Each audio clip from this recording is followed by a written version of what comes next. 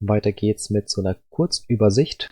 Wir schauen uns an, was zu dem Zeitpunkt alles da sein darf. Das heißt, wir haben halt die Map, also die Third-Person-Map mit den ganzen Spielelementen. Ich habe da die Punkte im Level und dort auch die größeren Punkte platziert. Dann sehen wir auch, dass die 4 Geister dort auch da sind in der Mitte und der Pac-Man dann irgendwo im Spiel platziert. Im Content Browser, wenn wir da schauen bei Blueprints, da haben wir unseren AI-Controller, den BP-Host, dann den BP-Pac-Man, den Punkt und den großen Punkt. Dann weiter im Content Enums, Enumerations Color, da haben wir halt Rot, Grün, Blau und Gelb. Über Add Enumeration kann man halt die hinzufügen. Speichere den hier. Dann haben wir im Content Browser unter Content noch Interfaces, das BPI Main Interface. Wenn wir das einmal öffnen, dann gibt es hier noch die Funktion. Über Add Function könnt ihr dann eine Funktion hinzufügen, sollte da eine nicht vorhanden sein bei euch. Das heißt, ich habe hier den Player Dead.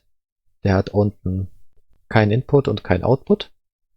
Brust, die Funktion hat unten ein In-Objekt und als Input und ein Out-Objekt als Output. Und der Typ ist halt Object, und zwar die Klassenreferenz.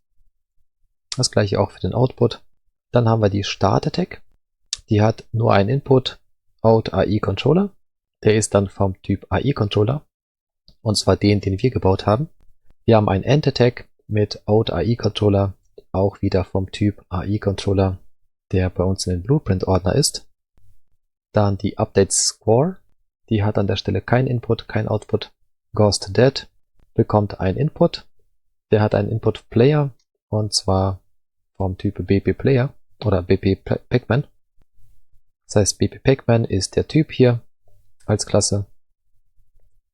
Dann ist Ghost Dead, da haben wir Input Player, das ist vom BP Ghost und Output ist Dead, ein Boolean. Und Reset mit ohne halt irgendwelche Outputs. Und der Point Player an der Stelle, der ist auch ohne Input und ohne Output.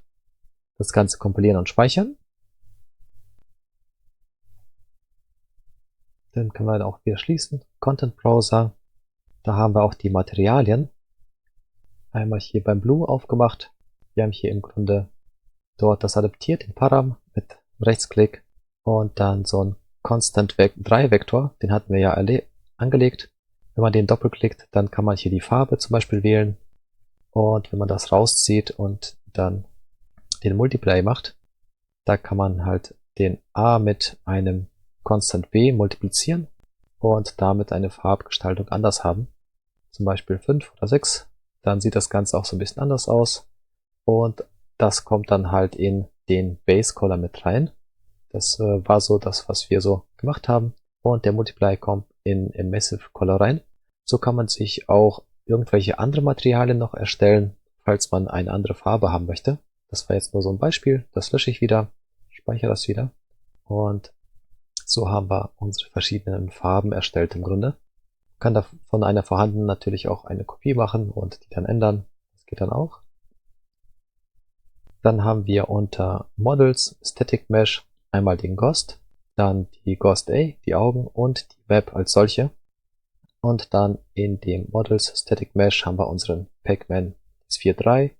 Und zwar, wenn man doppelklickt, der hat so ein Keyframe und Morph Target ist da halt dieser Keyframe 1 und je nachdem, was für ein Gewicht dort drin ist, macht er dann den Mund auf oder zu an der Stelle. Bewegt sich zwischen -1 und +1.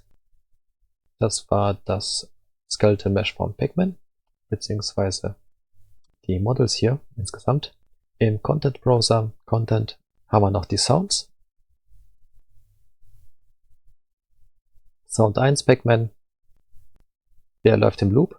Sound 2 Pac-Man, Sound 3 Pac-Man und der Start Pac-Man.